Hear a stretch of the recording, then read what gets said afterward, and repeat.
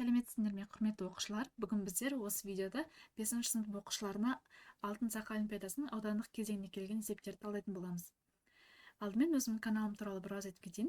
Менің каналыма кіріп, плейлист дегенді бассаңыздар, 5-ші сыныптың барлық тақырыбына осындай видео түсіндірме сабақтар салып қойдым.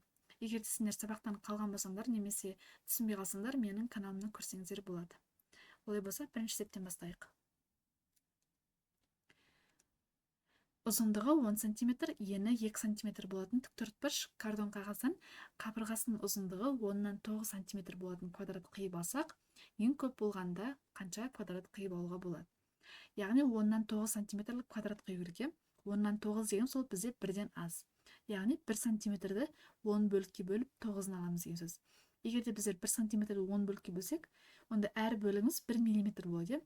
Соның 9-ын алатын болсақ, яғни біздің квадратымыздың жаңағы ұзындығы, қабырғасының ұзындығы 9 мм болу керек екен. Алдымен мен мысалға мынандай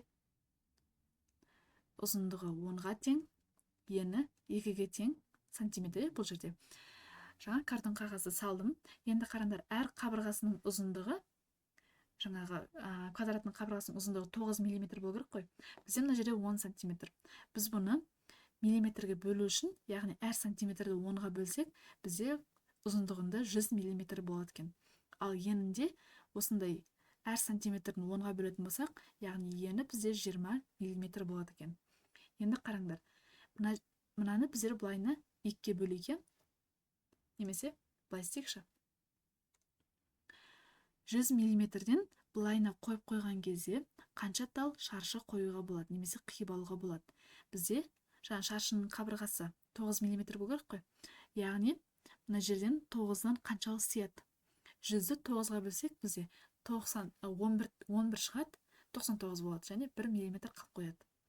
Яғни мына жаққа біздер былайына 11 тал шаршы қиып алады екенбіз. Әрқайсының несі қабырғасы 9-ға тең. Сонда бізде 99 мм болып, соңында 1 мм қалып қояды. Демек, мына жақта бізде 11 тал шаршы шықты. Ал енді тура осылай қанша рет қиып аламыз? Бізде ені 20-ға тең. Осындай 9 мм-ден қиятын болсақ, бізде 18 ғана қиып аламыз, қалған екеуі бізде артылып қалады 9-ға жетпей. Сонда біздер тура осы 11-ден 2 рет қия аламыз деген сөз. Былайын алып тұрып, бағанағы сызғаным. Сонда тағы да 11 қия аламыз. Демек, сонда жалпы 22 квадрат қиып алуға болады екен.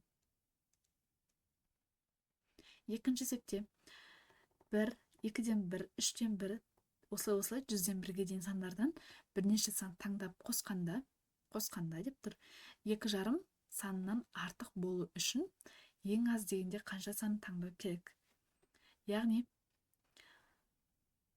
қараңдар, ең аз қанша сан таңдау керек деп тұр. Бізде ең аз деп тұр, яғни біздер мына жақта 1 дегеніміз ол үлкен жағы.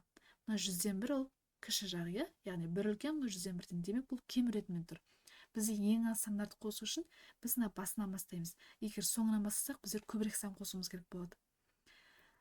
2,5-ны шығару үшін. Ал біздер сол үшін басынан бастаймыз. Яғни 1 қосу, 2-ден 1 қосу, 3-ден 1 деп кете берген кезде, сол қосқан санымыз қаншаншы санға жеткен кезде 2,5-нан артық болады деп тұр. Мысалға мен былайна осыған дейін қосып көрейін, 2,5-нан артық бола ма, болмай ма? 1 дегенім сол 1-ден 1 деп алсақ болады. Сонда 1, 2, 3, 4-тің ортақ бөлімі, яғни осы 4 санның ортақ еселігі бізде 12-ге тең. Ортақ еселік. Мынаған 12-ні 1-ге бөлем 12, 12-ні 2-ге бөлем 6, 6-тан берем, 12-ні 3-ге бөлсем 4-тен, 12-ні 4-ге бөлсем 3-тен.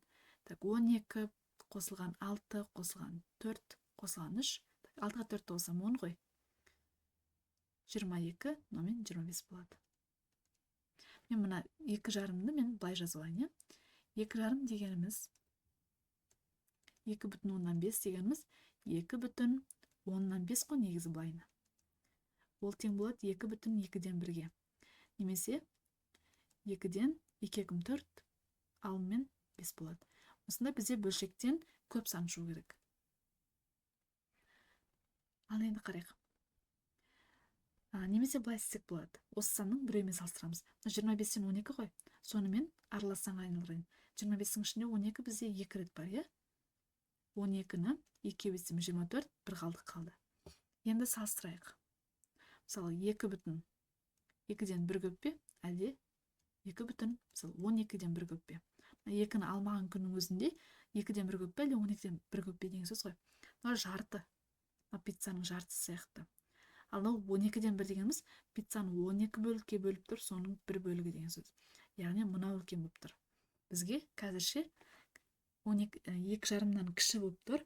Бізге 2,5-дан үлкен болу үшін тағы да сандар қосу керек екен. Мынадан ары қарай да сандар қосуымыз керек. Так, 12-ден 25, иә? Қаншаға келдік? 4-тен 1, енді ары қарай 5-тен 1-ді қосып көрейік. 6-тан 1-ді қосып көрейік. 12-ге 5-ге 6-ға бөлінетін сан, ол бізде 60. 60-ты 12-ге бөлсем 5 болады. 60-ты 5-ге бөлсем 12 болады. 66-ға бөлсем 10 болады, иә? Енді 5-ті 25-ге көбейтсем 125 болады. 12-ні 1-ге көбейтсем 12 қосылған 10 тең 60-тан 137 номен 147 болады екен. Тең араласқа айналдырсам 2 бүтін 60-тан, мынау 60, 2-ні көбейтсем 120, қалды бізде 27. Мынау мен мынаны қысқартып жіберейін. Тең 2 бүтін, мен мынаны қазірше өшіріп тастайын, иә? Бұл бізге енді керек емес. 60 пен 27-ні біз қысқарта аламыз, 3-ке бөліп көрейік. 27-ні 3-ке бөлсем 9, 60-ты 3-ке бөлсем 20. Енді салыстырайық. Мен мынау 2 бүтін 2-ден 1-ді жаза алам, 2 бүтін 20-дан 10 деп, иә? Яғни 20-ның 10 ол жартысы. Сонда 2 бүтін 20-дан 9 дейм.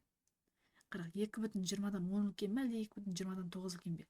2-ні алмаған күннің өзінде 20-ға бөліп тұрып 10-ны алсам көбірек пе, әлде 20-ға бөліп тұрып 9-ны алсам көбірек пе деген сияқты. Бізде әлі де 2,5 көбірек болып тұр. Яғни тағы бір сан қосып жүруіміз керек мына жерге. Бізде шықты. Жаңағы 20-дан 20-ны 2-ге бөлсем 40, 49 шығып тұр, иә? Оған тағы бір санды қосып жіберейік, 7-ден 1-ді. Сол кезде 2,5-дан аса ма? Артық болу керек қой. 20 мен 7-нің ортақ еселігі 140 болады. 7-ден 20-дан 49-ды 7-ге көбейтейік. 9 7 63, 6 ойда 28 34 болады. Оған қосуымыз керек 20-ны, сонда 6 3 363 шығып тұр. Ал енді былай істейік. 363-тің ішінде 140 қанша рет бар?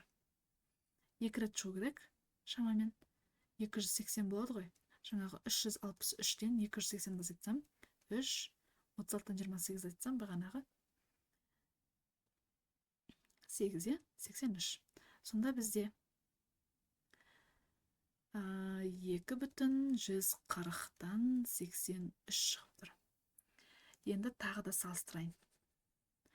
2 бүтін 140-тан 83 көп пе, әлде 2 бүтін, мен мынаны 20-дан 10 деп тұр ғой. Мен мынаны 7-ге көбейтейін, мынаны 7-ге көбейтейін. Сол кезде мына 140 болады.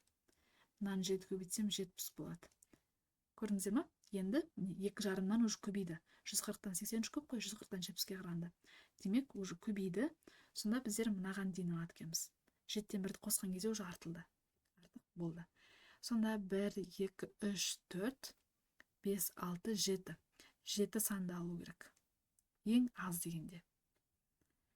6 санды алсаң аспай қалды деген сөз ғой. Мына жерді сендер скриншот жасап алыңдар, немесе жазып алыңдар. Мен өшірейін.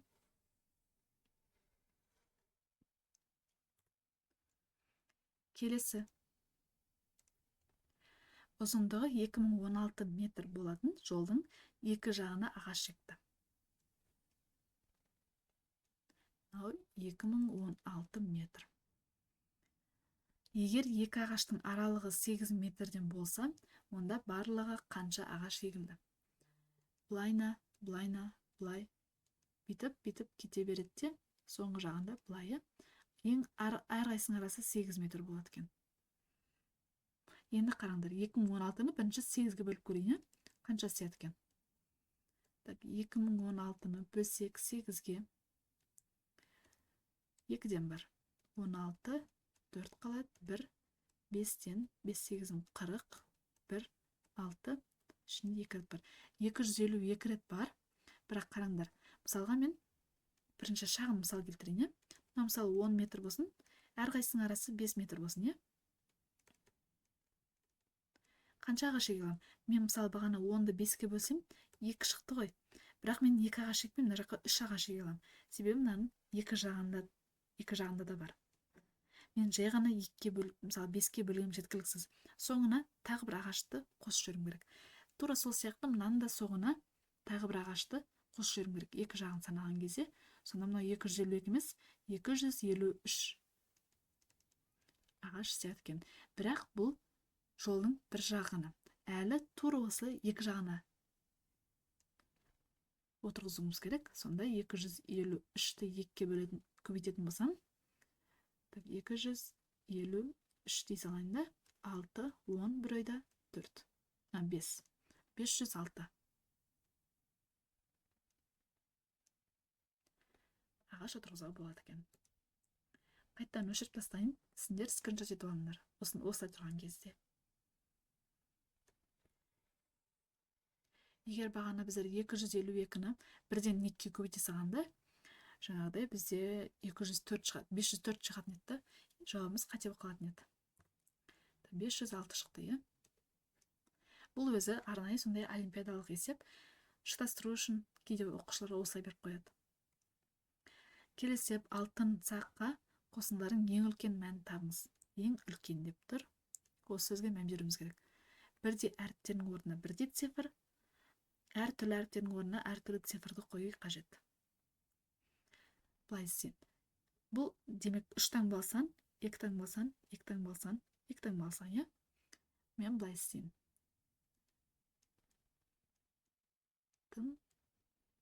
А, Л, кетті, С, А, Q, А. Қосуымыз керек. Бізде сұрап тұр, ең үлкен мәні деп тұр. Бізде ең үлкен сан бізде тың ғой, Ең үлкен болу үшін, демек, бізде 9 болу керек. Ең үлкеннен бастап қоямыз. Енді қараңдар, мына жаққа 8-ді қоспас бұрын біздер былай ойлануымыз керек. Мына жерде А деген әріп көбірек қайталанған, демек біздің жаңағы үлкен санымыз көбірек қайталану керек. Яғни мен қазір мына жаққа 8 қойған орнына, мына жаққа 8-ді қойған тиімдірек. А бізде көбірек. Яғни мынау 8 болсын, мынау 8 болсын, мынау 8 болсын, Ары қарай 7-ні қоя салайық. Енді қараңдар, 6-ны мына жаққа қоюдың орнына, мына жаққа қойған тиімдірек. Себебі мынау бірлік, мынау ондық. Бізде көбірек болу үшін біздер ондыққа жиірек қоюымыз керек. 6, енді мынаған қоймастан бұрын мынаны 5 деп қойып алайық. Бұл да бізде ондық қой. Одан кейін қалғаны 4. Сонда бізде 974 болды. Адан басқасы қайталанбаған, L бар екен, 4, мынау 3 боласың. 83 болды. 68, 58. Қосайық. 8-ге 8, 16, 4 болсам 20. 23, 2 ойда. 6-ға 5 болсам 11, 11-ге 8 болсам 19, 26, 27, 28. Тағы 2 ойда. 9, 10, 11. 1183 деген сан мынау екен. Түсінікті ғой. Біз бірден мына жаққа 9, 8, 7 деп қойған бізге тиімсіз. Олай есептесіңдер деп мына жақта бір сан шығуы мүмкін. Әдейі қателестіру үшін қойып қойған шығар мүмкін. Сендер осы бірінші ондықтарға қойып, сосын барып тұрып бірліктерге қойып, солардың барлығын сендер білулерің керексіңдер. Келесі 5-ші. Сыныпта 60 оқушы бар. Олардың 22-сі 60 оқушы. Олардың 22-сі қазақ тілін біледі, 25-сі орыс тілін біледі. 20-сы ешқандай тілді білмейді. Оқушылардың нешеуі екі тілді де біледі. Бұны негізінен мынандай әдіспен шығару керек. Қараңдар, 20 оқушы ешқандай тіл білмейді. Яғни 40 оқушы тіл біледі. 20-сы ештеңе білмейді. Бірақ қараңдар, 22-сі қазақ, 25-і орыс. Біздер қазір 22-ге 25-ті қосатын болсақ, бізде 47 шықты. Бізде 47 оқушы шығып кетті, бірақ бізде 40 оқушы ғана тіл біледі. Яғни мына жақтағы қалған 7 оқушысы екі тілде біледі. Сол үшін олар 2 рет есептеліп кетті. Бізде сұрақ, олардың нешеуі 2 тілде біледі, яғни 7-еуі 2 тілде біледі екен. Сонда мынаған мынаны қосып, мынау 40 оқушыдан азайтып тастайды екенбіз. То есть 40-надан 40 оқушыдан азайтып тастайды екенбіз. Мына 20-ны сендерге әдейі шатастыру үшін беріп қойыпты. Қалай есептейді екен деп. Келесі, 150 беттік кітапты нөмірлеу үшін қанша цифр қажет? 150 беттік кітап. Кітапта қарадыңдар. 1, 2, 3, 4, 5, 6, 7, 8, 9 деп басталады. Ары қарай 10, 11, 12, 13 деп 99-ға дейін бізде 2 цифр қолданылады. Мына жақта бізде 1 цифр қолданып тұр. Бізде қанша цифр қажет деп тұр?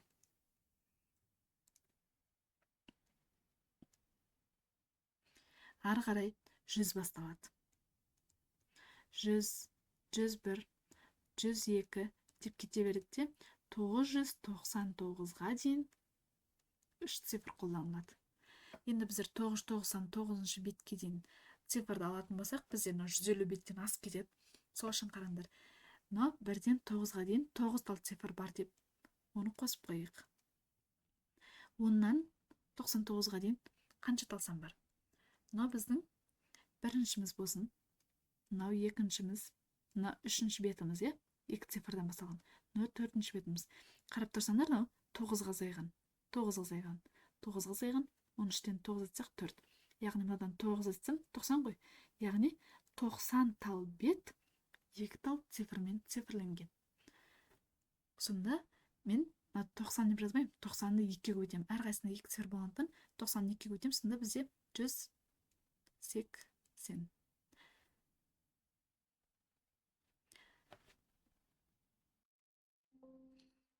Енді ары қарай 100, 101, 102. Бізде 999 емес, 150 беттік болып тұр. Мына жаққа 150 дей салайын. Мына 999-ның орнына 150-ге дейін 3 цифрлық. Яғни мынау бізде 3 цифрдан басталатын бірінші бетіміз, екінші бетіміз, үшінші бетіміз тұр осылай. Яғни мынау бізде қаншаға азайып тұр? 99-ға азайып тұр. 102-ден 99 етсем 3-ке дейін. Тура осылай енді 150-ден 99 азайтайын. Азайту 99. Сонда бізде бірін берем 10, 9 етсем 1 қалады. 4 болды. 14-тен 9 етсем бізде 5. Сонда 51 тал бет, то есть 150-ге дейін бізде 51 тал бет бар. Олардың әрқайсысы 3 цифрдан болса, 51-ді 3-ге көбейтсем 153-ге қосылған 153 болады екен. Сонда осы үшеуін қосайық. Былай есе салайын. 153, 180 және 9. 9-ға 3 досы 12 бір ойда. 13 ойдағымен 14 бір ойда. 2 ойдағымен 3. 342 цифр қажет екен. Олимпиадада осындай кітаптың бетіне байланысты есептер көп келеді. Сол үшін мынаны сендер жазып алыңдар және қалай шығарылуын жаттап алыңдар. Менде осындай каналымда басқа да осындай талдау есептер бар. Солардың бәрін қарап, ұмытып қалмау деген жерлердің барлығын жазып алып отырыңдар. Олимпиадаға солай дайындалған тиімді. Мен қазір мынаны қайтадан өшіріп тастайын басқа есеп жазу үшін. Сендер дәптерлеріңе жазып алыңдар. Келесі есеп. 5-ші А сыныбындағы оқушылар қатар саны мен әр қатардағы оқушылардың саны тең шаршы формасына сапқа тұрды. яғни мына жағы мен мына жағы тең кәдімгі сапқа тұрды. Егер осы саптың ең сыртқы айнала қабатында 40 оқушы болса, онда осы сыныпта барлығы қанша оқушы бар? Яғни қараңдар, былай тұрады деген сияқты. Мен бір мысал келтіріп қойайын, былай 5 болсын, мынау 3, 4, 5 болсын, былай. Мысалы, шаршы делік осындай тұрады, осы сыртқы, ішінде де бар әлі. Сыртқы қабатында оқушылардың санын қосыңыз 40 деп тұр ғой. Бірінші соны есептеп алайық. Ол үшін мен былай істеймін. Мына 4 бұрышындағы адамдарды азайтып тастаймын. Бірінші. 40-тан 4 азайтсам 36 қалады. Сол 36-ны мына 4 бөлікке бөлейін. 36-ны 4-ке бөлсем 9. Яғни мына жағында 9 адам, мына жағында 9 адам, мына жағында 9 адам, мына жағында 9 адам. Бұрыштарымен қосқанда 40 болды вообще. Сонда қараңдар. Сонда бір қатарда міне 9, 10, 11. Бір қатарда осындай 11 адам бар екен. Тура осындай бізде. Мына жағында да 11 ғой. Сонда 11-ді 11-ге көбейтсем барлығы бізде 121 оқушы бар екен. Түсінікті ғой. Бірінші 4 жағындағы оқушыларды алып тастау керек. Қалған 36-сын 4 бөлікке бөлу керек. Мен қазір 40-ты 1-ден 4-ке бөлсем 10 шығып қалар еді. Бізде бағанағы жаңағы ағаш отырғыздық қой, екі шетіне. Тура мынау да сол сияқты екі шеті. Бізде шықты 121. Келесі. Арман сол қолының саусақтарын санап отыр. Бірінші бас бармақ, екіншісі балаң үйрек. Мен қазір қолымның суретін салайын. Мынау бас бармақ болсын. Енді маған салған кішкене ыңғайсыз болып тұр. 4. Мынандай болсын, бас бармақ, балаң үйрек, үшінші ортан терек, шылдыршымек және кішкентай бөбек. 6-шы қайттан бас бармақ, қайттан бетіп келеді екен. 7-ші қайттан балаң үйрек, 8-ші ортан терек, 9-шы шылдыршымек, 10-шы кішкентай бөбек, тағы солай сияқты бетіп, айналдырып, бетіп келе береді екен.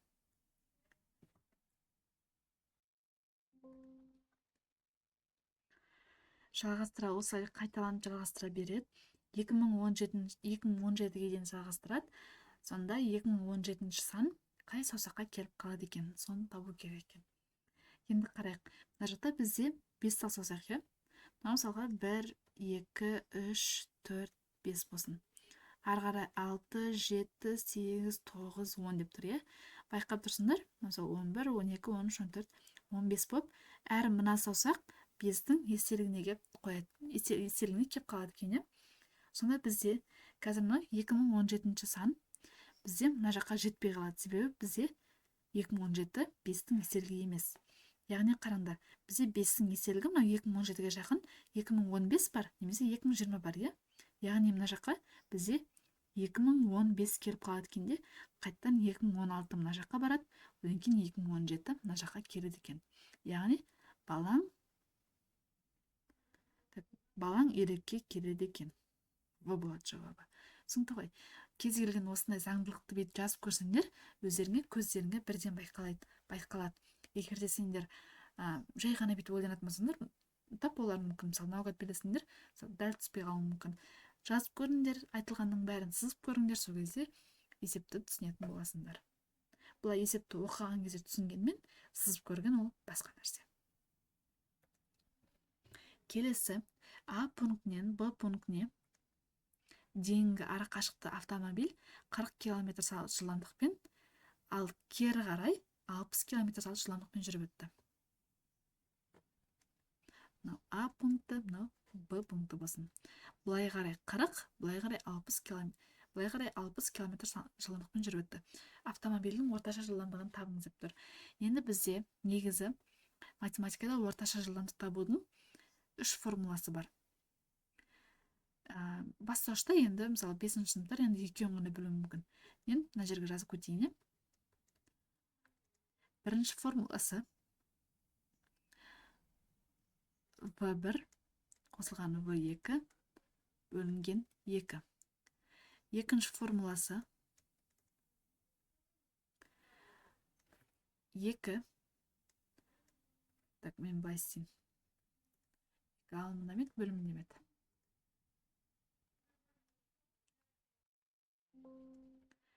Так, 2 көбейту V1 көбейту V2 бөлінген V1 қосылған V2. Осындай 2 формуласы бар. Ал енді қайсысын қай кезде қолданамын десеңіздер, мынандай айырмашылық бар екеуінде. Орташа. Егер де есептің шартында жолға байланысты беріп қойса, мысалға мынау қараңдар. Ара қашықтық деп тұр, ара қашықтық ол бізде жол. Егер есебіміздің шарты жолға байланысты болса, онда мына формуламен шығарасыңдар. Кейде былай айтады. Мысалы 1 сағат уақыт берілген, мысалы жарты сағатта мынанша жылдамдықпен, жарты сағатта мынанша жылдамдықпен деген сияқты уақытқа байланысты беріп қояды сендерге есептің шартын. Ондай болса сендер мына формуламен шығарады екенсіңдер. Демек, мына жерге қояйын, сонда V орташа ол тең болады 2 көбейту, мынау біздің V1-іміз, мынау V2-іміз. V1 мен V2-ні көбейтеміз, яғни 40-ты көбейтемін 60-ға. Бөлемін, V1-ге V2-ні қоссам 100 болады. Сонда 64-ні 24, 24-ті көбейтсем 48. Және 0, 0, 0, 0, 0 мен қысқарса 48-дің өзі қалады. Километр сағат. Жауабы бізде С екен. Егер де сендер бірден мына формуланы қойсаңдар, 40 пен 60-ты қосып 100, 100-ді 2 бөлсем 50 болады, бірақ ол бізде дұрыс жауап болмай қалады екен. Мұнан сендер айырмашылықты ажыратып үйреніңдер. Так, өшірейін. Жазып алыңдар сендер.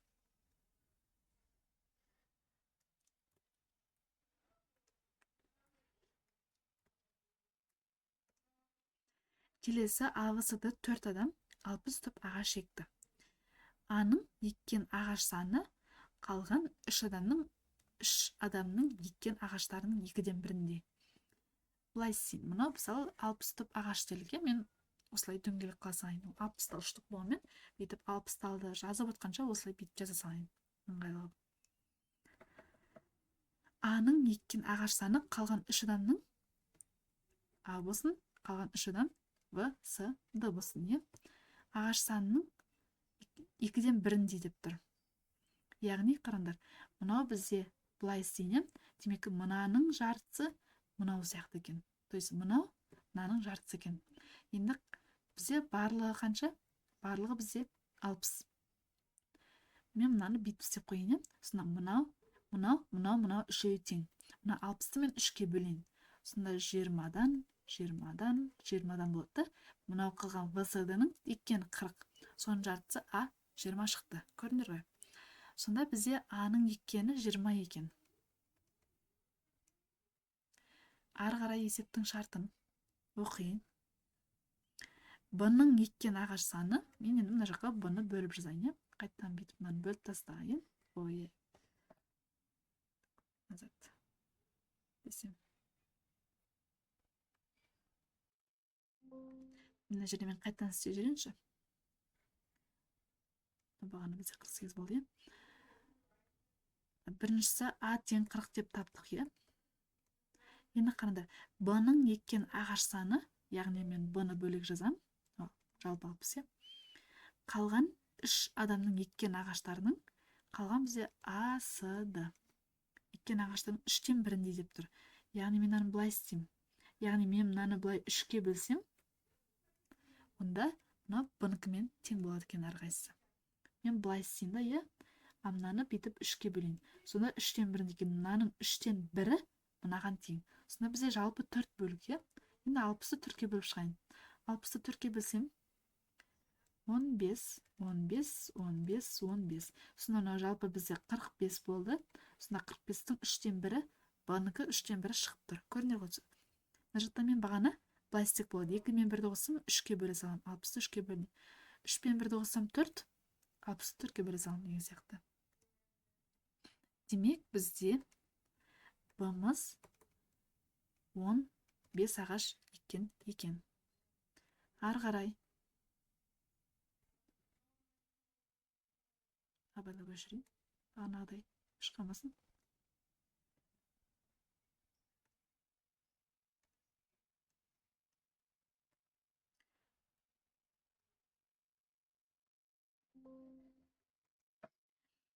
Орнына келтірдім. Қозғалып кетіпті. Келесі, ал сының еккен ағаш саны қалған 3 адамның, яғни А, Б, Д болды. Қалған 3 адамның еккен ағаш саны 4-тен бірінде. Енді мынау бұлай болады. Мен мынаны 4-ке бөлгендегі бірінде екен осы. Сонда жалпы бізде қайттан 5 бөлік шықты. 60-ты 5-ке бөлсем, әрі қайсында 12-ден екен. Сонда сымыз бізде тең болды 12-ге. Есептің сұрағы D-ның еккен ағаштарын саны табыңдар. А-нікі белгілі болды, B-нікі белгілі болды, C-нікі белгілі болды. Енді D-ні табу үшін 60-тан азайтамын. 40 қосылған, 15 қосылған, 12-ні.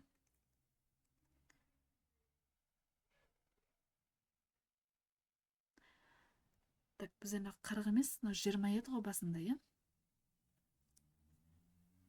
Мына 40 деп жазып жүріппін. Әсе? Онда бізде мынау да 20. Сол кезде бізде дұрыс шығады.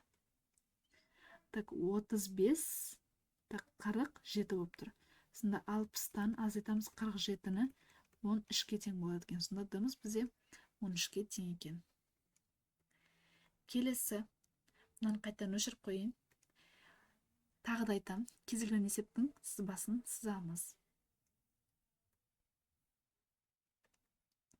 Шебер 4 күнде 3 жұп аяқ киім жасайды, ал оның көмекшісі 6 күнде 2 жұп аяқ киім жасайды екен.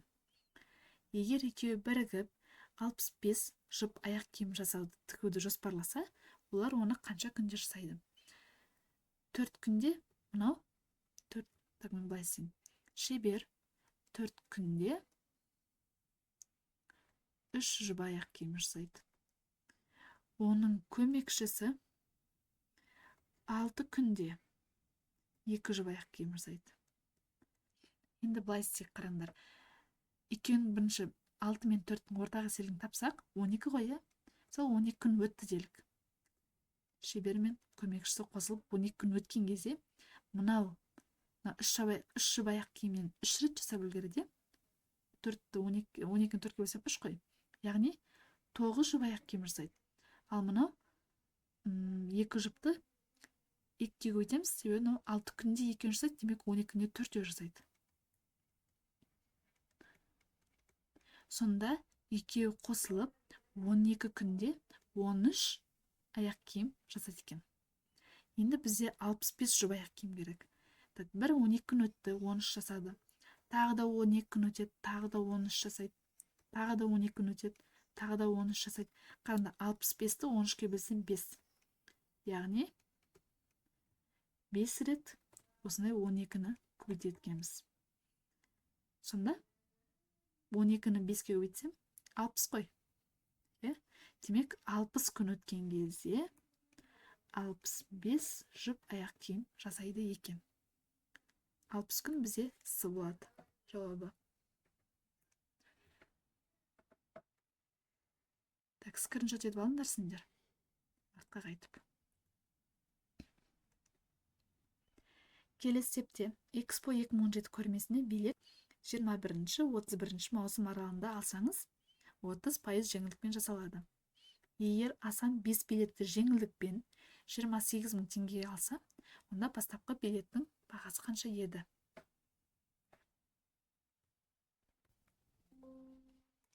Сендер пайызды жеңілдікті 4-ші сыныпта өткен болуларың керек. Қараңдар, 5 билетті 28 мың деп тұр. Мен 28 мыңды бөлемін 5-ке. Бөлшек сызығы бөлу деген сөзде. Мен 28 көбейту, 10 көбейту 100-денші 5-ке бөлейін. Бөлгенде 2 қысқартқанда 2 болады. 28 2-ке өйтсем бізде 56 және 00 бар. Яғни бізде скидкамен, яғни 30% жеңілдікпен 5600 теңге екен. Ол бізде 30% жеңілдік. Бірақ 30% жеңілдік деген сөз бұл барлық бағасын 30% деген емес. 30% жеңілдік деген сол 30% алып тастағандағы бағасы. Яғни мынау 30% алып тастағандағы бағасы. Сонда бұл бізде 70%-дық бағасы. Бізде барлығы 100% болады ғой негіз бағасы. 30% жеңілдік жасаған кезде ғана 70% болады. Ол бізде 5600 шығып тұр. 100%, яғни бастапқы бағасын есептейік. Пластик болады.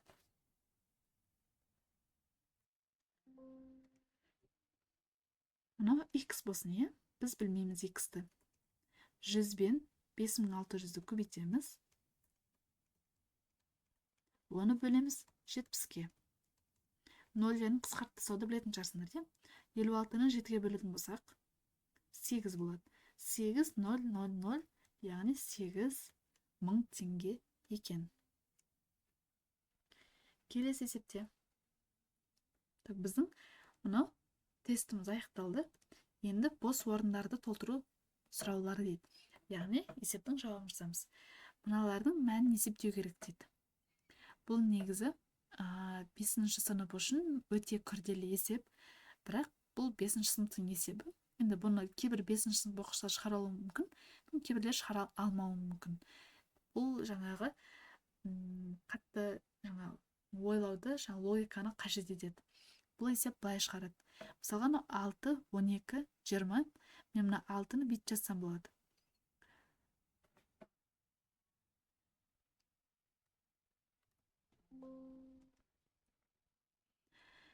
Екіден бірден 3-тен 1-ді азайтсам, арасы минус дейін, 6-тан 1 шығады. Былай жазайын. 6-тан 1 қосылған, 12-ден 1 қосылған, 20-дан 1 қосылған, 30-дан 1 деп қазірше осыны жаза тұрайын. 6-тан 1 дегеніміз 2-ден 1 азайтылған 3-тен 1. Енді мына қосуы бар, е? 12-ден 1 дегеніміз бізде 3-тен 1 азайтылған 4-тен 1. Тағы қосу. 20 дегеніміздің өзі бізде 4-тен 1-ден азайтамыз 5-тен 1-ді. Осылай арғарай кете береді. 90-ды жазып қойын. 90 дегеніміздің өзі бізде қараңдар, 2 мен 3 болып тұр. 3 пен 4 болып тұр. 4-тен 5 болып тұр. Яғни қатар тұрған екі сан болып тұр. 4, 5 деген сияқты. Мына 90 деген сөзді 9 бен 1 десек болады. 9 бен 10 десек болады. Яғни 9-дан 1 азайтылған 10-нан 1 десек болады. Себебі қарап тұрсаңдар, жақта 2 мен 3-тің көбейтіндісі 6, 3 пен 4-тің көбейтіндісі 12, 4 пен 5-кі 20, 5 пен 6, 30 деген сияқты осылай кете береді де. Осылай қосылған. Мына жақшаны алып тастайын. 9-дан 1 азайтылған 10-нан 1. Ол тең. Осы тең табуымыз керек. Мен мынаны өшіріп тастайын. Енді қараймыз. Мынау минус, яғни азайту 3-тен 1, қосу 3-тен 1. Бізде екеуі, мысалы, бір саннан, мен былай істеймін. Мысалы, 6-дан 2-ні азайтып, 2-ні қоссам, не шығады? 6-ның өзі шығады.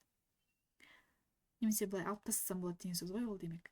Мысалы, 7-ге 3-ті қоссам, 3-ті азайтсам, 7-ның өзі шықпай ма? Сонда бізде мыналардың бәрі бүйтіп жойып тастағанмен бірде болады. 7 мен 7 қалып қояды.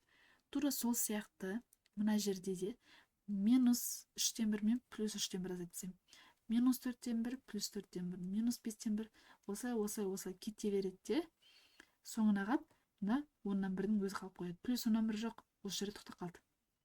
Яғни бізде мынау 2-ден 1 қалды, мынау азайтылған 10-нан 1 қалды. 10 мен 2-нің ортақ еселігі бізде 20-ға тең, немесе 10-ның өзі дейін. мына жаққа 5-тен 5 бір 5 азайту 1. Сонда 10-нан 4 шықты. Ол дегеніміз 5-тен 2 қысқартқанда. 2-ні 2-ге бөлсем 5, мына жақта 2 қалады.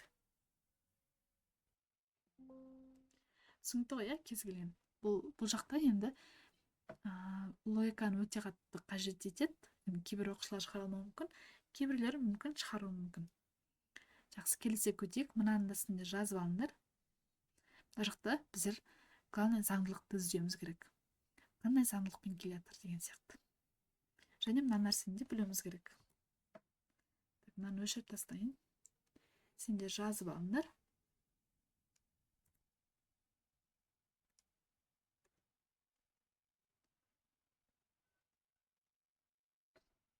Келесі степте бір ағашты 4 бөлікке бөлу үшін 12 минут уақыт кетеді.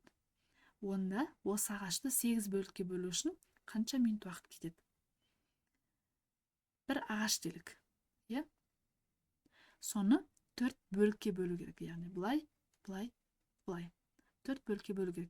Бірақ біздер 12 минут уақыт кетеді деп тұр. 4 бөлікке бөлу үшін біздер 4 рет кеспейміз. Соны есте сақтауларың керек.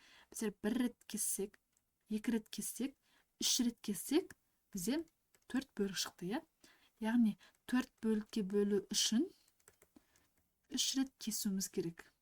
Яғни бізде қарандар 4 бөлікке бөлу үшін 12 минут кетті деп тұр ғой, Яғни мынаны 4 минут кеседі, мынаны 4 минут кеседі, мынаны 4 минут кеседі деген сөз. Онда осы ағашты 8 бөлікке бөлу үшін қанша минут кетеді? Демек біздер 8 бөлікке бөлу үшін бірді азайтып тастаймыз қайттан. Сонда 7 рет кесуіміз керек. 7 реттің әрқайсысын 4 минуттан кесетін болсақ, бізде 28 минут кетеді екен. Мынау бағана 5-тен 2 болды. Келесі степте ұзындығы 12 сантиметр, ені 10 сантиметр болатын тіктөртбұрыштың астыңғы жағынан қабырғасы 4 болатын квадрат қиып алып, үстің жағына жапсырған. Пайда болған фигураның периметрін тап деп тұр. Ені 10 болған, мынау демек 10. 4 болатын квадрат деп тұр. Яғни мынау бізде 4, мынау бізде 4, мынау бізде 4. Демек мынау да 4, ол бізде мынау 4 екен. Демек мынау да 4, мынау да 4. Мынау 4 болса, мына қалған жақтар қанша? Бізде жалпы 12 еді ғой, Мына 4 кетті, 8 қалды. 8-і мен мына жаққа 4 пен 4 қылып бөліп қойын. Мынау бізде 10. Демек мынау 4 болса, мынау да 4, мынау 4 болса, мынау да 4. Қанша тал 4 шықты бізде? 1, 2, 3, 4, 5, 6, 7, 8, 9, 10. 40 болды. Барлығын қосып шыққанда. Тағы да 10 бізде 20 бар. Сонда бізде 60 шығады екен. Периметр бізде 60 сантиметр. Келесі степте 199, 14, 14, 199, 14, 14. Осылай кете беретін 2017 тал цифр бар дейді. Яғни қарандар бұлайына бөлсек 1, 199, 14, 14. 199, 14, 14, 199. Қарасаңдар қайталанып кетір. Мұнда 4 цифры қанша рет кездеседі деп тұр. 1 цифры қанша рет кездеседі, және осы санның барлық цифрларының қосындысы қаншаға тең. Бұлай істейді. 2017 цифр бар дейді. Мына жақта бізде қанша? Бір бөлікте. 1, 2, 3, 4, 5, 6, 7. 7 тал екен. 7 тал екен. 2017-ның өзі 7-ге бөліне ме?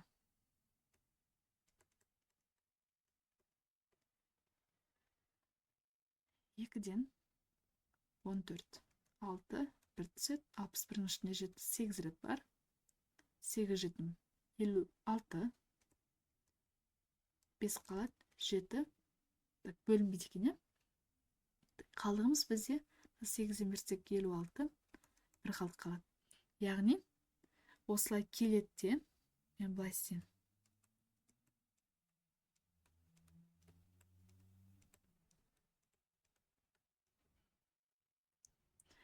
Мынау бізде, мысалы, 288-ші болады да, мынау. То есть 288 тал бар. 2017, одан кейін 2016 болды. То есть 288 болды, иә. Одан кейін келесі санымыз міне. Қайттан 1 дейді. Жалпы 2017 тал цифр болды. Мына жерде 2016 тал болған.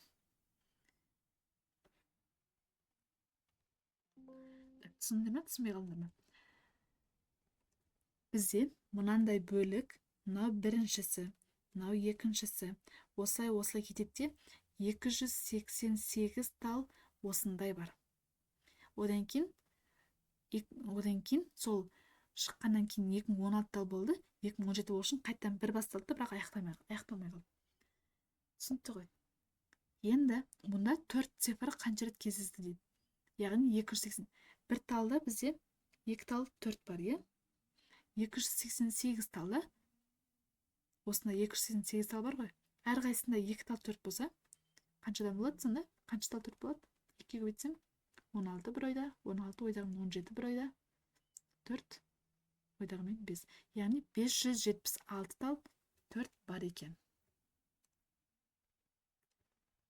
Әрқайсында 2-ден болса.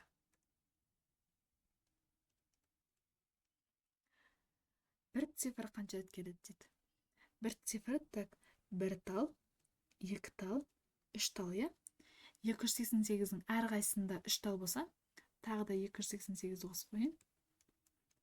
6, 8, 14 бір ойда, 15 ойдағымен 16 бір ойда, 7 ойдағымен 8. 864 болып келді. Сосын тағы бір басталды, е?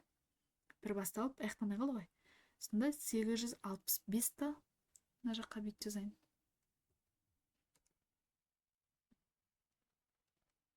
Бір бар екен. Осы санның барлық цифрларының қосындысын тап деп тұр.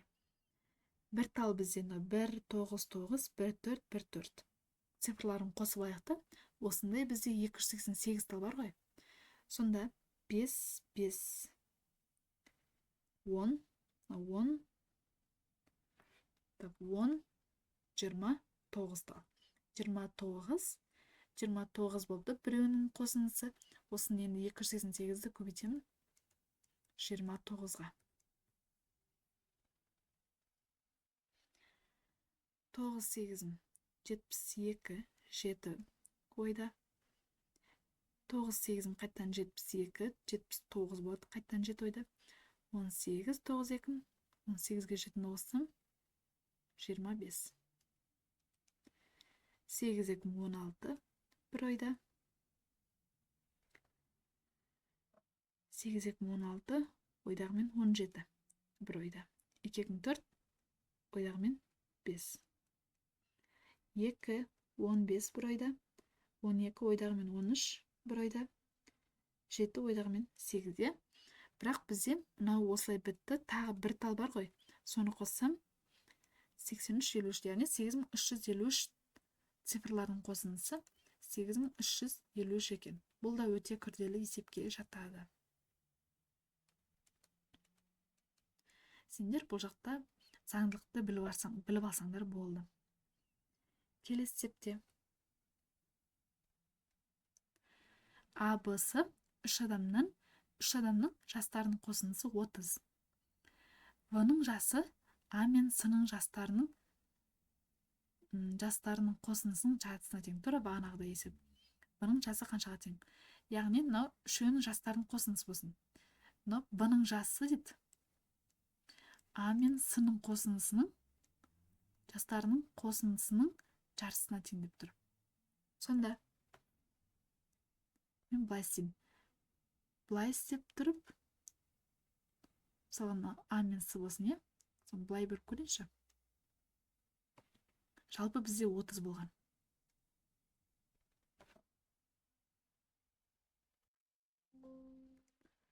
Мен енді былай ойша есептеп көрейін.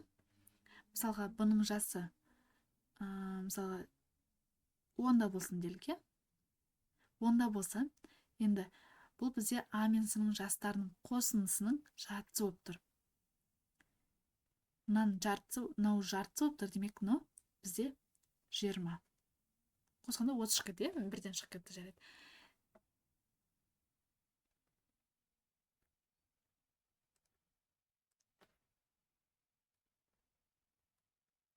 тура бағанағы сияқты ғой, 2-ден 1 деп тұр, иә? Яғни мынаның жартысы осылай болады да. Сонда мына 2 бөлік, мынау 2-ден 1 деген жартысы ғой. Сонда 2 мен 1-ді қоссақ 3, яғни мынау бізде тура осы сызған кезде шығып қалады екен. Мен мынаны олайша айта салып едім, тура шығып қалды. Мынаның жартысы, қосқандағылардың жартысы 10-ға тең екен. Сызған кезде 1-ден шығады. Бұның жасы демек 10-да. Келесі мына жай бөлшек берілген. 3 тал жай бөлшек сандарының ішінде ең кішісі қайсы? Бұны енді көзге елестету қиын, бірақ бізде мынандай тәсіл бар. 3-тен 1 мен, мысалы 7-тен 2-ні салыстырайық, иә? Оны салыстыру үшін біздер былай істейміз. Мына 7-ні мына жаққа көбейтеміз, 3-ті мына жаққа көбейтеміз. Сонда 7 көбейту 1 және 3 көбейту 2 болады, иә? 7-ні 1-ге көбейтсем 7 болады, 2-шім 6 болады. Бізде 7 үлкен болды, иә? Демек бізде мынау үлкен екен. Мынау үлкен болып шықты. Бізде сұрап тұр, ең кішісі қайсы деп, иә? Демек мен мұны мынаны есептемеймін, бұл үлкен болып кетті уже. Енді мен мынау 7-ден 2 менен 11-ден 3-ті есептеймін. Қайта мынаны мынаған көбейтемін, мынаған көбейтейін. Сонда 11 көбейту 2, 7 көбейту 3 шығады. Мынау 21, мынау 22. Бізде мынау үлкен болды ғой. Демек, мынау үлкен болды. Қайттан мынау үлкен болды. Сонда ең кішісі бізде 11-ден 3 екен.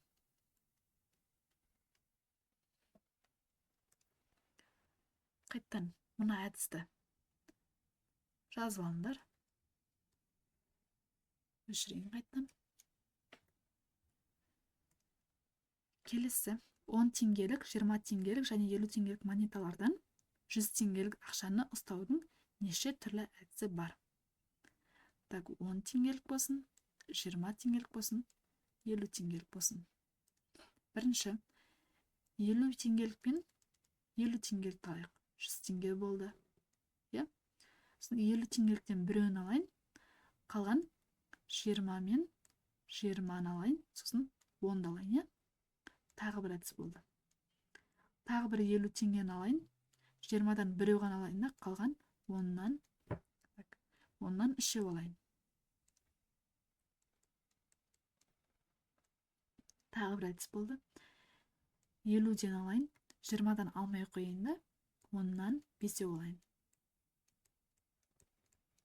Қарасаңдар, мен мына жақта 10-нан 2 жаздым, біреу жаздым. Мына жақта басына 20-дан жоқ еді, 2 жаздым, біреу жаздым. Мынау азайып кете береді, былай азайып кете береміз. Келесі енді 50-ден вообще алмай қойын. 20-дан 5-ті алсам болады, 100 болады. Бір әдіс кетті. Мына 50-ден вообще алмайым делік. 20-дан 4 алайын да, қалған, жетпей қалған 20-ны 2 тал 10 ала салайын.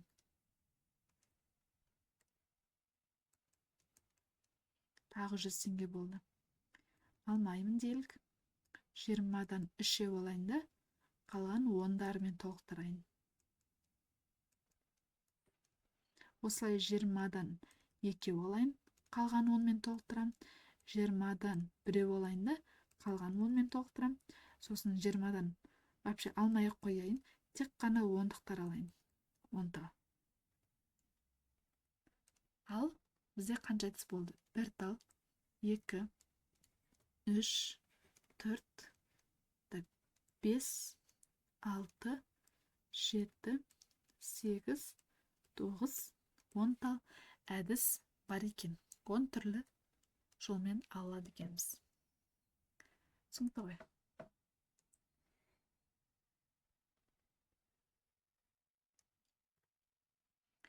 Келесі. Асан биыл 11 жаста, Үсен 17 жаста. Егер бірнеше жылдан кейін екеуінің жастарының қосындысы 38 болса, онда Асан неше жаста болады? Асан, Үсен. Мына 11 жаста, 17 жаста. Қазірше қосындысы бізде 28. Бізде болу керек 38. Бір жылдан кейін мынау 12 болады, мынау 18 болады. Қосындысы 30 болады. Бізде 2 адам болған үшін бірден 2 жас қосылады. Келесі жылы тағы да 2 жас қосылады. Мынау 13 болады, мынау 19 болады. Мынау 14 болады, мынау 20 болады. Осылай кете береді. Сонда бізде жалпы 10 жас қосылу керек қой. 10 жас қосылу үшін бізде демек 5 жыл керек екен. Демек 15-те болады, қосылған 21. Так, 5 па? 11, 12, 13, 14, 15, 17, 18, 19, 20, 21, 38 тағы 16 болады, қосылған 22 болады, міне. 1 жыл өтті, 2 жыл өтті, 3 жыл өтті, 4 жыл өтті, 5 жыл өтті. Сол кезде Арманның жасы 16-да, то есть Асанның жасы 16-да болады екен. Келесі септе қаладан ауылға немесе ауылдан қалаға жеңіл машина 45 минутта барады. Ал автомобиль, негізі автомобиль мен жеңіл машина екеуі бір нәрсе, бірақ не үшін жаққа екі түрлі жазып қойған білмеймін. 1 сағат автомобиль 1 сағат 30 минутта келеді. Қаладан ауылға қарай жеңіл машина шығып 15 минутта кейін оған қарама-қарсы бағытта ауылдан қалаға қарай автомобиль шықса, олар қанша минуттан кейін кездеседі деп тұр. Так, сызбасын сызайын. Мынау ауыл болсын, мынау қала болсын. Так, қаладан ауылға қарай жеңіл машина 15 минут жүріп 15 минутта мына жаққа жетеді делік. Бұл жеңіл машина. Қараңдар, жеңіл машина өзі 45 минутта жүреді ғой. Мен бетейін. Мына жаққа бір нәрсені ескермедік. Өзі ол 45 минутта жетеді. 15 минутын жүріп қойды. Яғни жолдың уже 3-тен 1-ін жүріп қойды. Мына 3 болса, 3-тен 1 болса, уже бізде мына жаққа жетіп қойды уже. Мына жеңіл машина жерде тұр. Кейін оған қарама-қарсы бағытта ауылдан қалаға қарай автомобиль шықты. Бұлай автомобиль шықты. Бұлай жаңағы жеңіл машинамыз келе жатыр. Қанша минуттан кейін кездеседі деп тұр.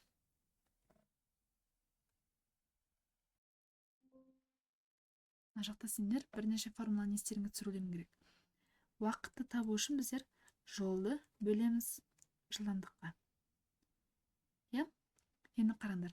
Мынау біріншісінің жылдамдығы, бір жол бізде, екеуінде де бір жол. Сол үшін бір деп аламыз.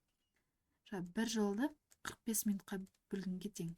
Ол біздің бірінші немесе жеңіл машинамыз. Жеңіл машинамыздың жылдамдығы. Жарып қойын. Ал автомобиліміздің жылдамдығы 1 сағат 30 минут деген, сол бізде қанша минут? 60, 30, 90, яғни бір жолды 90 минутта жүреді деген сөз. Оның жылдамдығы мынандай. Енді бізде қайттан минут сұрап тұр. Қанша минуттан кейін kesеді. Яғни мен былай есептеймін. Мынау бағана бізде бір жол болды, ал енді мынау қалған бізде 3-тен 2 жол қалды. Яғни 3-тен 2 жолды бөлемін. Бізде енді қарама-қарсы жүрген кезде жылдамдықтары қосылады деген ереже бар, 4-ші сыныпта өттік. Яғни жылдамдықтарын қосамын. Мынаның жылдамдығы мен мынаның жылдамдығын. 45-тен 1 қосамын, 90-нан 1-ге. Bakın алымы қала берсін. Мына екеуін қосып алайын. Ортаға селіп бізде 90, 2-ден 1, 2 және қосып 1-ді қоссам 3 болады. Сонда мына 3-тен 2 тұра берсін. Бөлімінде қысқартқан кезде 3-ке бөлсем 30, мынаны 1 болады. 3-ті 3-ке бөлсем 1 қалады. 30-дан 1 қалады. Мынау сатылы бөлшек, Мына бөлшек сызығының өзі бөлу дегенді білдіреді деген. Яғни 3-тен 2-ні бөлемін 30-дан 1-ге. Сендер жай бөлшекті бөлуді өткен болуларың керексіңдер. 3-тен 2-ні бөлудің орнына көбейтуді алмастырамын да 30 бен 1-дің орнына ауыстырсам, қысқарады 30 бен 3, 10 қалады. 10-ды көбейтсем 20. Яғни 20 минуттан кейін кездеседі екен. Жазып аламыз.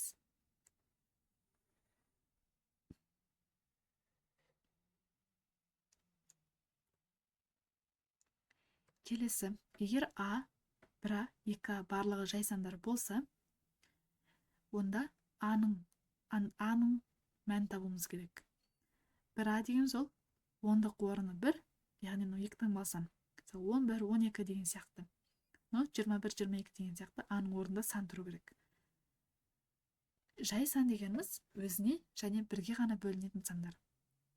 Аның өзі жай сан болу керек, бір аның жай сан болу керек, екі а жай сан болу керек. А бізде қандай сандар болуы мүмкін? Бір таңбалы жай сандар ол бізде 2, 3, 4 жай сан емес 5, 6 жай сан емес 7 және 8 емес 9. Енді бірдің орнына 2-ні қоя алмаймыз, 12 бізде жай сан болмай қалады. Бірдің орнына 3-ті қойсам 13 болады, 2-нің орнына 3-ті қойсам 23 болады. 3-ті қоюға болады екен. 5-ті қоя алмаймыз, 15 болады да ол жай сан болмай қалады. 7-ні қойсақ 17 жаза аламыз, бірақ 27 бізде жай сан болмай қалады. Демек, мынансыз тастаймыз. Енді 9 қойсам, бізде 9 айтпақшы жай сан емес қой. 9 3-ке бөлінеді. Сонда бізде жауап шықты тек қана 3. А 3-ке тең екен. Келесі септе суретте асы адан с-ға дейін 20 сантиметр, в-дан д-ға дейін 25 сантиметр. Ал адан д-ға дейін 30 сантиметр болса, в-сы қаншаға тең?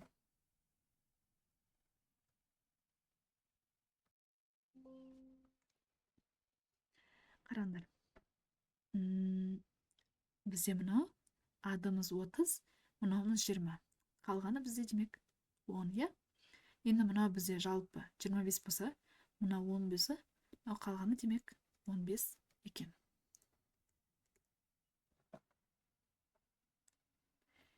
Келесі енді есептеу сұраулары деп есеп шешімін толық жазыңыз. Қалай шығарылу керек екенін жазу керек. 37 ұпай еді. Бұл негізі бізде бұрынғы есептер. 2016-2017-те келген аудандық кезеңде келген есептер. Есен, Үсен және Хасан атты мұғалімдер Астана, Орал және Тараз қалалары мектептерінде әртүрлі пәннен сабақ береді. Бірі математика, бірі информатика, бірі физика пәнінің мұғалімі. Келесі жайттар белгілі дейді. Егер Есен Астанада тұрмайды, ал Үсен Оралда тұрмайды. Астанадағы мұғалім физик емес, Оралдағы мұғалім математик. Үсен информатика пәнінен сабақ бермейді. Кім қай қалада тұрады және қай пәннен сабақ береді дейді. Кесте құру арқылы немесе графтар тәсілмен түсіндір дейді. Былай істейік. Есен болсын, Үсен болсын, екіншісі және Хасан болсын. Келесіміз бізде Астана, Орал, Тараз, я? Астана, Орал, Тараз болсын. Келесіміз бізде математика, информатика және физика. Енді мыналарды былай жылжытайық. Оралдағы мұғалім математик дейді. Яғни, Оралдағы мұғалімді математикке апарып қойық. Тегізіп қойын, әдейі. Үсен информатикадан сабақ бермейді. Так, бізде Үсен Оралда тұрмайды дейді. Қараңдар, Үсен Оралда тұрмайды. Демек, или Астанада, или Таразда тұрады. Астанадағы мұғалім физик емес дейді. Астанадағы мұғалім физик емес, яғни ол бізде информатик. Мен мынаны бетіп қояйын. Үсен информатика пәнінен сабақ бермейді. Үсен Оралда тұрмайды. Үсен информатикадан бермейді, яғни Астанада тұрмайды, және Оралда тұрмайды. Демек, ол Тараздікі, және ол физик. Мына мен мына жаққа жазып қойын. Астанада, то есть Оралда тұрмайды. Мынау керек емес демек Үсенге. Информатикадан сабақ бермейді, яғни мынау керек емес Үсенге. Үсенге мынау керек екен. Бүйтіп, мен мынаны былай істеймін, мынаны алып мына жаққа қойып қойын. Міне. Есен Астанада тұрмайды дейді. демек ол бізде оралда тұрады. Демек мынау бізде мына жақта екен. Түсінікті ғой. Осыны сендер енді өздерің қалауларыңша жазып қоюларың керек, қалай шығарғандарыңды.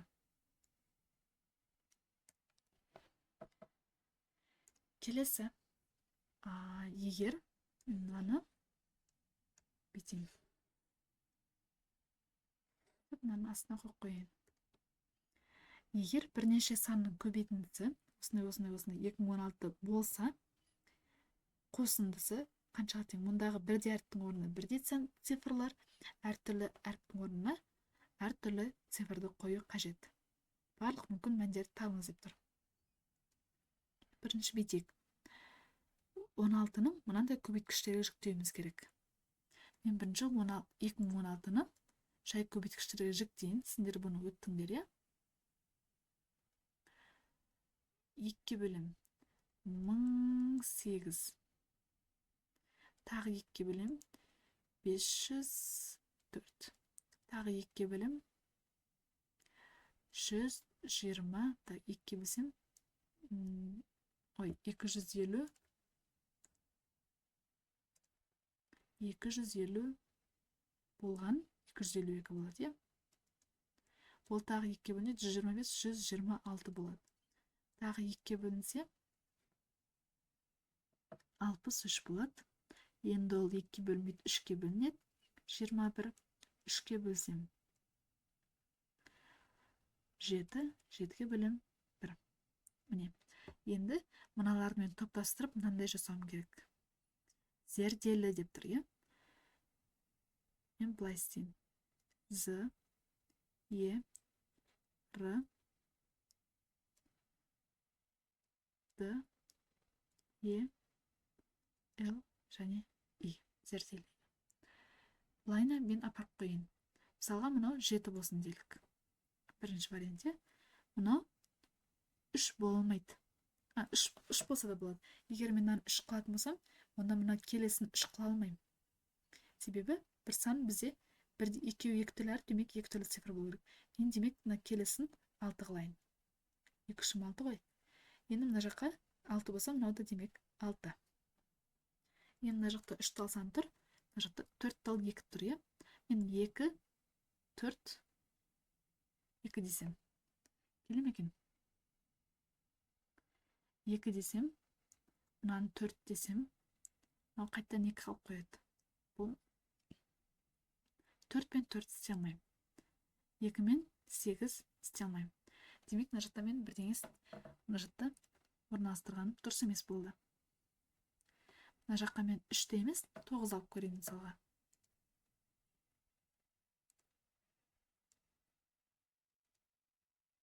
Тоғызды алсам, мынау кетеді. Мынау мен 2-2-2-2-2-ні мен бірінші жоғарыдан бастайыншы, неге мен төменнен бастап жатырмын. Мына 7 қала берсін. 7-ні себебімен 2-ге көбейтсем де, 3-ге көбейтсем 2 түрлі цифр шығып кетеді. Маған бір тал цифр ғана керек. Сол үшін 7 қала берсін мына жерде. Енді мен мына жаққа 2-ден, иә? Онан кейін мен былай істеп 4-ден. 4 пен 4 болсын, иә? Мынау да 4 болады. Мынау менен 4-ден, мынау менен 4-ден. Сен алардың көбейтіндісінің өзі 2016-ға тең ғой. 3 3 7 қалды, иә? 3 3 7 қыла алмайым. Себебі мына 3 3 деп екеуін бірде қыла алмайым, иә? Мен мына 3 пен 3-ті одан да бүйтейінші. 2 тал 3 бар екен бізде өзі. Және 2 тал Е бар екен. 3 пен 3-тен. Мынау екеуі кетті. Мынау кетті, мынау кетті, мынау кетті. Бізде қалды мыналар.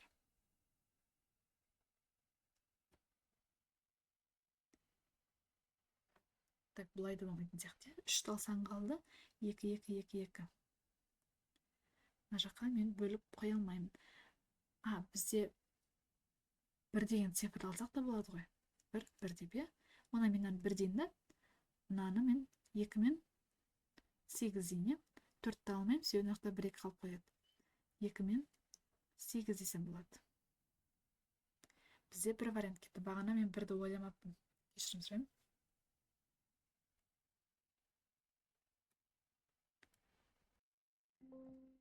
Қайттан көрейін енді мен. Мынаны өшіріп тастайын. Қазір бізге мешать етеді бұлар. Ал былай орналастырып көрейін мен. Басқа цветпен алайын уже мына жақта. Мен бағана 3 пен 3 дедім, иә? Енді мен 2 мен 2 дейін. Мен мынаны бөлек ала тұрайын. Мен қазір астына жазған ыңғайлы просто. Бүйтіп. Мынаны қазір есептеп аламыз. Ал қайттан бастайын мен. Басқа вариант іздеп көрейін. Мен мына жеті қалай берсін. 3 пен 3-ті бағана былай қойдым. Енді мен 3 пен 3-ті біріктіріп, мен оны бөлек-бөлек жаза алмаймын. Біріктіріп 9 дей салайын. Қалды бізде мына сандар. Немесе 7-ні жазып тұрып, 3 пен 3-ті біріктірмей, 3 пен 2-ні біріктірсем болады. 6 деп. Қазір онысы. Так, енді мынаны мен 5-еуін мына жаққа бөліп қойым керек. 2 менен 2 десем, иә? 2 тал 2 кетті, мына жақта 3 тал 2 қалды. 3 тал санға мына шөлін біреуін 1 дей салайын. Сонда мынау бізде 8 десем, 8 мен 2-ні істей алмайым. 4 пен 2-ні істей алмайым. Так, олай болмайды екен. 2 мен 2-ні бірге ала алмайды екен. Онда мен 1 мен 1-ді алайын. 1-ді қанша рет жасақ та бәрібір ғой бізде. Онда мынау жаңағы бізде қалған 1, 2, 3, 4, 5 тал 2-ні мына 3 жерге қойым керек. 2-ні қояйын. 4 тал 2 қалды, иә? 3-і 8 болады. 4 пен 4 істей алмайым. Егер мен жаққа 4 пен 4 былай істесем болады ма екен? 4 пен 4-ті былай істесем,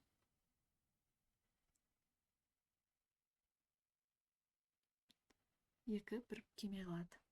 Біздер барлық жағдайды ойластыруымыз керек. Так, мен былай істейін. Сендер енді осылай жалпы түсіндіңдер ғой, қалай қою керек екен. Бізде мынандай бірде әріп тұрған жерде бірде цифр тұру керек. Әртүрлі әріп тұрған жерде әртүрлі цифр тұру керек. Енді мен мына жақта уақытты созбас үшін мен пауза қоя тұрып есептеп алдым. Соны сендерге көрсетейін. 3 пен 3. Қараңдар, мына жерде 2 мен 2 бірде болып қалып қойыпты. Бұл 2 мен 2 бірде қалуға болмайды. Демек, мынау да бізде дұрыс емес. Шырас кетіп. Бізде мынандай 2 жауап шықты менде. 6, 2 мен 2. 7 мен 7 мынақта тұрасысын жүреді. 7-ні мен соңғы жағына жаздым көбіне. 7. 3, 4, 1. Солына 3 болсын, 4 болсын, 1 болсын. 3-тің біреуі мына жаққа кетті, 2. 2 қалды, 2, 2, 2, 2. Мынау шықты 2 талын саны. Бізде бұларды қосып шыққан кезде 25 деген сан шықты. Және мен былай жазып көрдім. 2, 1, 6, 8, 1, 3, 7 деп жазып көрдім. Бірде 2 рет жазып салдым. Мына жақта 3 тал 2 бар, 4 тал 2, 5 тал 2 болды. Мынаның 1 тал үшін мына жақта бар. Сонда бұларды қосып шыққан кезде менде шықты 29 деген сан. Осында 2 жауабы бар екен.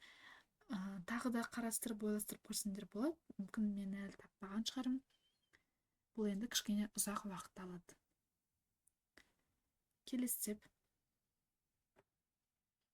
Ерте заманда бір қиял ғажайып аралда 4 дос өмір сүріпті. Аралдан үйлеріне қайту үшін тек сиқырлы көпір арқылы өтуге тура келеді. Бірақ көпір үстінен үнемі жаңбыр жауып тұрады. Олардың қолында бір ғана қолшатыр бар, яғни зонтик. Қолшатырмен бір немесе 2 адам қатар жүруіне болады. Егер 2 адам қатар жүретін болса, кім баяу жүреді, соның жылдамдығымен бірдей болады. Егер бірінші адам 1 минутта өте алатын болса, екінші адам 2 минутта өтеді, үшінші адам 5 минутта өтеді, ақырын жүріп, төртінші адам 8 минутта өтетін болса, онда олар барлығы 15 минутта көпірден өте алады. Қараңдар, мысалы мына жақта 2 адам тұр делген. 1 адам, 2 адам, 3 адам және 4 адам. Бұлай екеуі бірге өтеді. Біреуі тастап кетеді, екіншісі қолшатырмен қайтады. Екінші адамды алып алады, екеуі бұлай өтеді. Қайттан қасындағысын тастап кетеді, қайттан мына жаққа барады. Соңғы тұрған адамды алып кетеді, мына жаққа барады. Төртеуі осы жақта қалады екен. Бұл жаңбырдың, то есть көпірдің үстінде тек қолшатырмен ғана жүруге болады. Бұл жақта енді әртүрлі вариантты қарастырсақ болады. Енді мен сендерге былай көрсетейін. Мысалға, бірінші адам мен екінші адам барады делге. Барған кезде екінші адам 2 минутта жүреді ғой. Сол үшін олар 2 минутта барады. 2 минут кетті. Сосын бірінші адам қайтып келеді. Қайтады. Сондықтан қайтпай ма? Оған 1 минут кетеді делік. Одан кейін мына зонтикті мына екеуіне береді. Үшінші адам мен төртінші адамға береді де, сендер барыңдар. Екеуі барған кезде, мына біреу 5 минут, біреу 8 минут қой. Барғанда 8 минутта барады. Бірақ қайтқанда бағана екінші адам қалып қойып еді ғой. Сол екінші адам қайта салады. Екінші адам қайтады. Ол екінші адам 2 минутта қайтады. Одан кейін екеуі қайттан бірімен, бір қалып қойып еді ғой, мына жақта қалып қойды, мына екеуіне беріп, бірімен екі қайттан ана жағына барады. Оған тағы 2 минут кетеді. Сонда бізде жалпы 8, 9, 10, 15 минутта өте алады екен. Яғни өте алама. Мына жаққа иә деп жазып қоясыңдар. Былайынан сендер есептің түсіндірілуін жазып қоюларың керек. Енді мысалға басқаша жолмен есептесек көбірек уақыт кетіп қалады. Мысалы 1-мен, 1 барып тұрып, 2-мен барып, 3-пен барып, 4-пен барып сөйтіп кететін болса, көбірек уақыт кетеді. Сендер бірнеше вариант қарастыруларың керек. Оларды тек бір жолға емес қой. Әр кезде әртүрлі қайтуы мүмкін. Әр кезде әртүрлі минут жүру мүмкін. Сол үшін сендер бірнеше жауапты қарастыруларың керек. Келесі есепте АВС үшбұрышының АС қабырғасы 9 см. АС қабырғасы 9 см жазылып тұр екен. Сурет бойынша АВС үшбұрышының ауданын табыңдар деп тұр. Мына боялған бөліктің ауданын сұрап тұр. Бізде қараңдар, 14, 16 болып тұр. Бізде мынау бірінші мынау жалпы тіктөртбұрыштікін тауып алайық. Сосын одан мынаны азайтып тастаймыз, қиып алып тастаймыз. Сосын мынаны қиып алып тастаймыз. Сол кезде бізде мынау шығады екен. Ал мынаны қалай табамыз? Қарап тұрсыңдар, мына тіктөртбұрыштың тура жартысы. Бізде тіктөртбұрыштың ауданы ұзындығы мен енінің көбейтіндісі. Бүйтіп жазып қойын. Яғни 14-ті 6-ға көбейтуіміз керек. 14-ті 6-ға көбейтсем, 6 4 24, 2 ойда 8, 84 екен. Енді мынаны өшіріп тастайын. Соның жартысы керек. Яғни мынау бір жарты бөлік керек. Демек ол 84-тің жартысы бізде 42 екен. Мынау бізде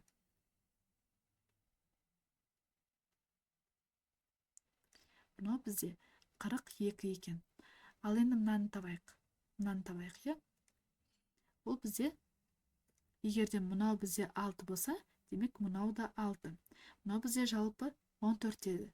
Мынау 9 болса, қалғаны бізде 5. Мынау бізде 6 мен 5 бізде бірінші мынаны тауып алайық. 6 5-ім 30. Демек 30-ның жартысы бізде 15. Демек мына бөлік бізде 15 екен. Ал енді басында бізде 84 еді.